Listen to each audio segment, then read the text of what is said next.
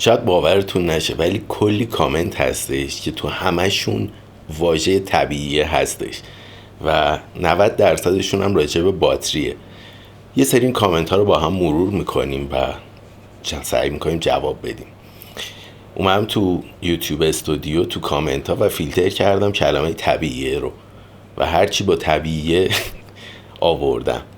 اولین سوال: سلام آقای کیوان، یه 13 نورمال 3 ماه گرفتم، هلت باتری شده 99%. طبیعیه؟ بله طبیعیه.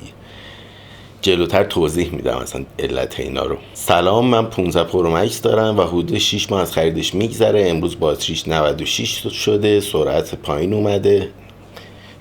پایین اومدن باتری زیاد شده.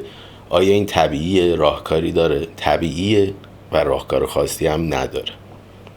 آقا یه سوال: من با 50 تا سایکل باتری تو 1 ماه طبیعی سلامت باتری از 97 بیاد روی 94. توی آنالیتیک هم 5% افت کرده، از 94 اومده رو 89. داداش یک هفته از 13 آیکبند گرفتم، خیلی نگرانم، لطفا راهنمایی کن. وقتی 15-20 دقیقه بازی میکنم باش گوشی داغ میشه، نورش کم و کمتر میشه، دیگه زیاد نمیشه تا وقتی بازی بیام بیرون گوشی سرد بشه نور برمیگرده. این طبیعیه؟ آره. گوشی وقتی داغ میشه نور صفحه رو کم میکنه که صفحه خودش حرارت تولید میکنه. وقتی نورش زیاده نور رو کم میکنه که اینجوری گوشی خنک‌تر شه. من میخواستم آیفون بخرم، بعد زدم گوگل، با مشکل سلامت باتری روبرو شدم. میگفتن درصد باتری میاد پایین.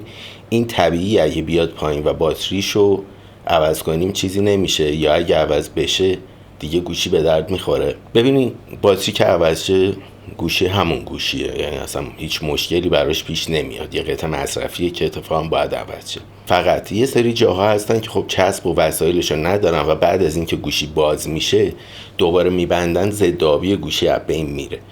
خیلی سال پیش اصلا نبود این چسب، اما الان هستش و تعویض میکنن. ضدآبیش هم تا حدود خیلی زیادی حفظ میشه. حالا مثلا آب بخوره اینا که چیزیش نمیشه، ولی مثلا بیفته تو آب، حالت عادی مثلا اگه چند دقیقه دووم میاره، اینجوری 1 دقیقه دووم میاره. یه همچین حالتی میتونین روش حساب کنین، ولی در کل رو ضد آب بودن گوشی حساب نکنین. ضد آب نیست، مقاوم در برابر شتک. واسه همین در این که بارونی چیزیه استفاده کنین اوکی. حالا من هم دیدم ویدیوهایی که طرف زیر آب با آیفون فیلم برداری میکنه و اینا، ولی زیاد کار امنی نیست، کلا توصیه نمیکنم. اما یه نکته دیگه داره این بحث.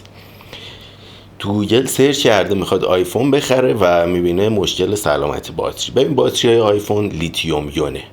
الان بقیه گوشی های دنیا همشون باتریشون لیتیوم یونه اکثریت، و این کلا ربطی به آیفون نداره. کلا باتری لیتیوم یونی اینجوریه. حالا تو آیفون شما میتونین ببینین یا روش تبلیغات میشه که این ایرادو داره فلان، میرادم نگاه میکنه روش حساس میشه، ولی واقعیت اینه که همه دستگاه ها، نه تنها گوشی ها، ایرپادمون، نمیدونم ریموت کنترلی که باتریش عوض نمیشه، نمیدونم MP3 پلیرمون که شارژیه خودش شارژ میشه، همه اینا باتری لیتیوم یون دارن و همه اینا یه بلا سرشون میاد. در نهایت بلایی هم که سرشون میاد اینه که باتری یه قطعه مصرفی و یه قطعه شیمیاییه و هرچی عمر شیمیاییش میگذره کلا ظرفیتش کمتر میشه.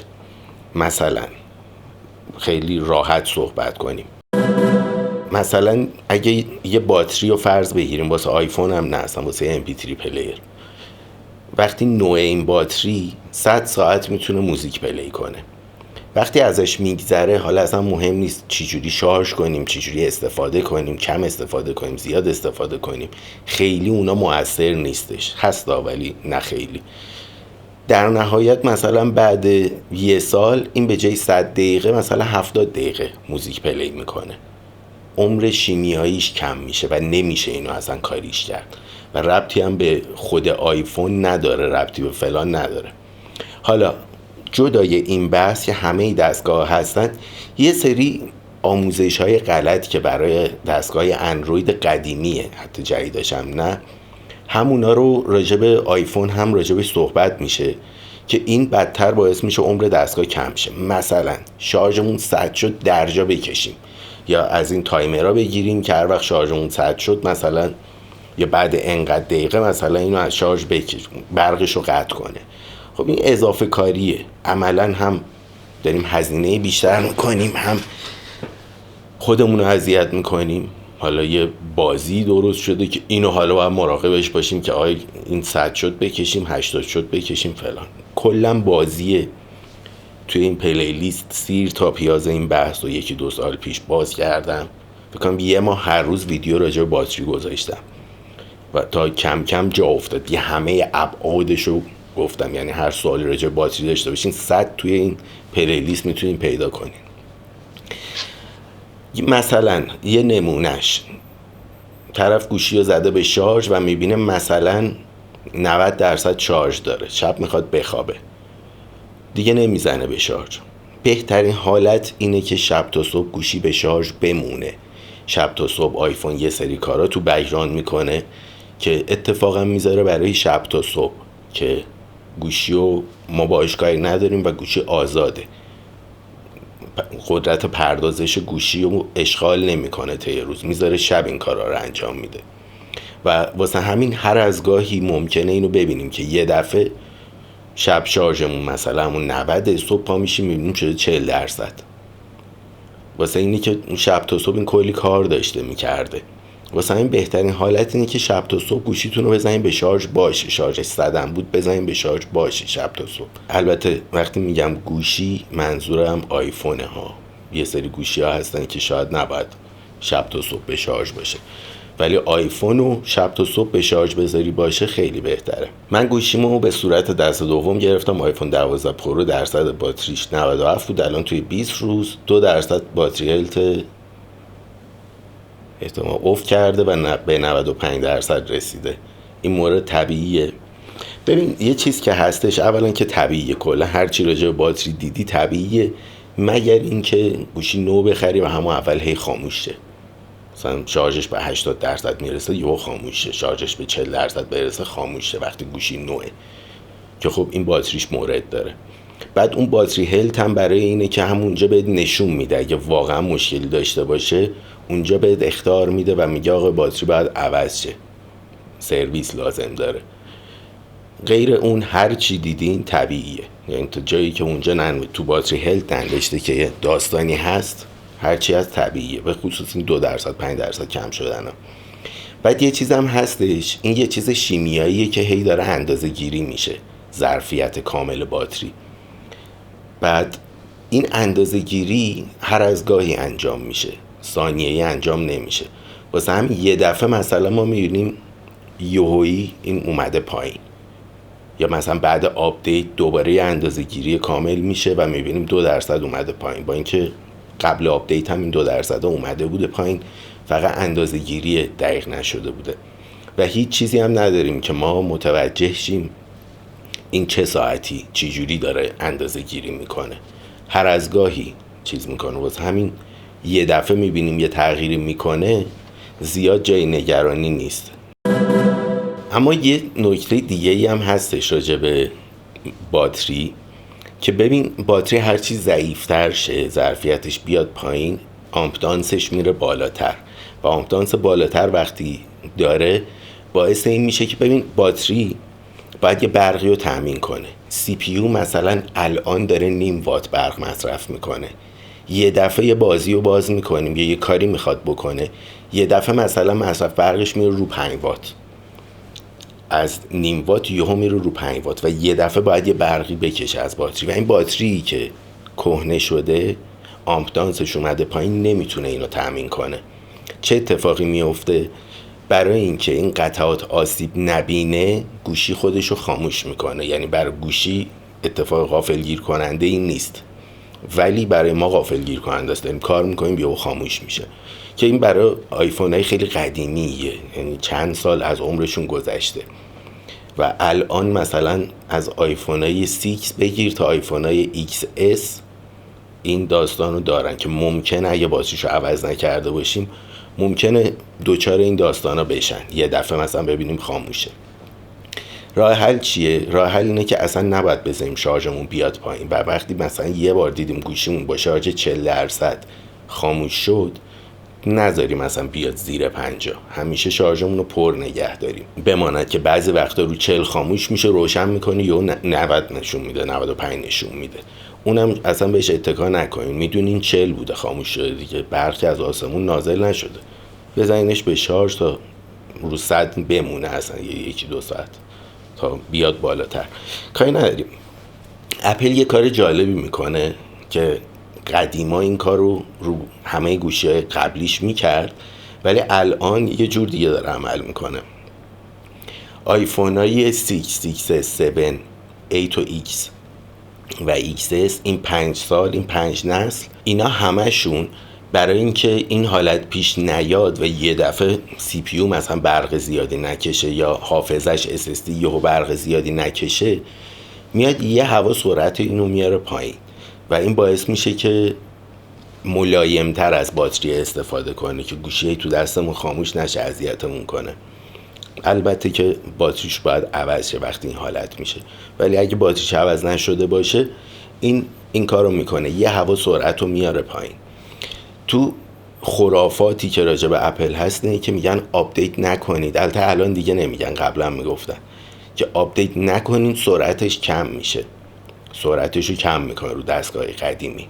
الان قدیمی ترین دستگاه هایی که سرعتشون کم میشه همه آیفون XS، جدیدترینش XS به قبله و چه iOSی دارن؟ iOS 13، الان iOS 18 داره میاد. iOS 13 اگه داشته باشن این اتفاق میفته، یعنی اگه 13 داشته باشی 14 15 16 17 18 هیچ فرقی نمیکنه. آیفون XS الان آپدیت iOS 18 هم قرار بگیره دیگه. پس اگه 17 داریم میخوایم آپدیت کنیم رو 18، بگیم نکنیم که سرعتش نیاد پایین، نه از iOS 13 اگه رو دستگاه باشه سرعت یه هوا اومده پایین تر، برای اینکه هم حرارت گوشی حفظ شه، همین که مصرف باتری کنترل شه، یه دفعه آمپر نکشه ازش که این کم بیاره خاموش گوشی. حالا وقتی سرعت رو کم میکنه ما چی تجربه میکنیم؟ مثلا یه اپی رو میخوایم باز کنیم، حالت عادی مثلا اگه 1 ثانیه طول بکشه تا اپ کامل لود شه، مثلا 2 ثانیه طول میکشه، یه ذره بیشتر طول میکشه که بازی یا اپ لود شه. وقتی داریم سفر رو اسکرول میکنیم بالا پایین میکنیم، فریم ریت تصویر رو یه ذره میاره پایین که عملا خیلیا متوجهش نمیشن که فریم ریت اسکرول کردن اون بالا پایین میشه. یا مثلا کلن یه مقدار نور صفحه رو سعی میکنه از میانگین پایین تر نگه داره، چون ببین یه اوتو برایتنس داریم که تشخیص میده نور محیط چقدره و نسبت به اون نور رو کم و زیاد میکنه. رو آیفون های XS به قبل وقتی باتری داستان داره و میخواد صرفه جویی کنه، دقیقا یه هوا، نه خیلی مثل لو پاور مود، یه هوا نور صفحه رو کم میکنه، صدای اسپیکر رو 3 دسیبل کم میکنه. خیلی به گوش نمیاد 3 دسیبل ولی هست و تو مصرف برق صرفه جویی میکنه، یهو اونجوری آمپر نمیکشه. فریم ریت رو تو یه سری اپ ها مدیریت میکنه و کم میکنه و تو گوشیایی که خیلی وضعیت باتریشون داغونه میاد فلش دوربین هم غیر فعال میکنه، چون فلش هم خودش برق همچین مشتی مصرف میکنه وقتی روشن میکنیم و با نور زیاد قرار کار کنه. این میاد وقتی میبینه خیلی اوضاع باتری گوشی بیریخته، اون فلش هم غیر فعال میکنه. بک‌گراند اپ ریفرش، یه سری اپ ها هستن که ازش میایم بیرون اصلا کامل بسته است ولی اون پشت داره کاراشو میکنه، اینا رو برای یه سری اپ ها متوقف میکنه که مصرف باتری بیاد پایین تر. و اما روی یه سری چیزام اصلا هیچ تأثیری نمیذاره و مثل یه گوشی سالم گوشیمون کار خواهد کرد. مثلا وقتی داریم تماس تلفنی داریم کیفیت تماسمون رو نمیاره پایین، سرعت اینترنت رو نمیاره پایین.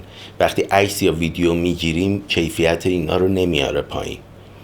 GPS لوکیشن سرویسمون مثلا غیر فعال نمیشه، این هستش. اینا چیزاییه که مصرف آنچنانی نداره و چیزای مهمی هم هستش. ژیروسکوپش و یه سری قابلیت‌های اینجوری یا اپل پیش، اینا همه همچنان با همون کیفیت یه گوشی نو کار خواهد کرد. پس اینجوری شد که رو گوشی‌های قدیمی اگه باتریشون داستان داشته باشه خودش مدیریت میکنه که گوشیمون یهو خاموش نشه و بیشتر دووم بیاره. در نهایت اگه باتری رو عوض کنیم اتفاق خاصی نمیفته. مثلا بعضی گوشی ها هستن که داخلشون فریمش داخلش پلاستیکیه و اصلا ته باز کردن یه جوری این کج و کوله میشه یا میشکنه یا ترک میخوره یا دفرم میشه که گوشی رو میبندی اصلا میبینی انگار زوارش در رفته و دیگه فرم همیشگیشو نداره. اما رو آیفون ها اصلا این مدلی نیست، روی هیچ آیفون این مدلی نیست و میتونید باتری رو عوض کنید. دقیقا مثل این میمونه که ماشینتون باتریش خراب شه فلان شه، میریم باتری رو عوض میکنیم و هیچ کیفیتی تو رانندگی و قیمت ماشین و اینام حتی نباید داشته باشه. ولی تو بازار موبایل انقدر چیز نمیدونم کلمه‌شو چی باید بگم، شامورتی بازی زیاده که تو بگی مثلا من شغلم غریق نجاته، میگن زیر آفتاب موندی گوشید انقدر مثلا قیمتش کم میشه، باتری عوض کردی انقدر کم میشه، اینجوریه فلان. بعد موقع خرید این شکلیه که یارو میخواد ازت بخره میگه این باز شده، اگه باتریشو عوض کنی میگم باز شده، عوض نکنی میگن این باتریش داغونه باید عوض شه، فرق با باز شده نداره. هر کاری کنی یه چیز میگن، عدسه هم کنی میگه صبر اومد چوبون نداره، مثلا زیر بالای این قیمت نمیخرم. ولی از اون ور میخوای بخری دقیقا برعکسشه، اگه باتری پوکیده باشه میگن باز نشده تا حالا، اگه باتریشو عوض کرده باشن میگن باتریش تازه تعویضه و حالا برات کار میکنه. این دقیقا از اون ورش بازی میکنن. زیاد اینا نباید بشه ملاک ما برای استفاده از گوشی، وسیله ماست، ما باید از این استفاده کنیم، ما نوکرش نیستیم، ما وسیلهش نیستیم. اینو یادتون باشه. سختم از گوشی خریدن، همین الان مثلا باید 70 تومن بدیم که یه آیفون مثلا 15 بگیریم، این قابل درک هستش، ولی موقع خریدش باز شده و باز نشده 5 میلیون اختلاف قیمت نداره. این چی میگم؟ بعد حالا باتری میخوای عوض کنی، باتری هم خیلی قیمت نداره، یعنی راحت میتونی استفاده کنی. حالا اگه 2-3 سال یه بار عوض میکنی که هیچی هستن، ولی اگه گوشی تا از اونایی هستی که میگیری مثلا 5 سال 7 سال نگه میداری، حالا باتریش هم عوض میکنی، 7 سال از یه گوشی خوب استفاده کردی، باتریش هم عوض کردی، بازم راحت استفاده کردی بی درد سر و بی اذیت. بعدش هم موقع فروش هم حالا میفروشید که خیلی اختلاف نداره. خود من شخصا میبینم مثلا میخوام گوشی بفروشم، طرف این بازی رو در میاره، اصلا سعی میکنم باش وارد معامله نشم، از بی بسم اللهش داره بازی در میاره دیگه، حالا موقع پول دادنش هم ممکنه بخواد بازی در بیاره. بازی زیاده، گوشی رو فروختی رفتی، حالا فرداش زنگ میزنه یه بازی دیگه در میاره. من نمیدونستم اینش کجه، حالا بیا اینقدر مثلا بعد مثلا اینقدر بهم برگردونی این بازی ها. ترجیح میدم با آدمایی که صاف و سالم معامله میکنن معامله کنم شخصا، ولی خب یه وقتی آدم توی شرایطی گیر میکنه که مجبوری یه جور دیگه بازی کنه دیگه. خلاصه راحت استفاده کنی، همه چی هم طبیعیه.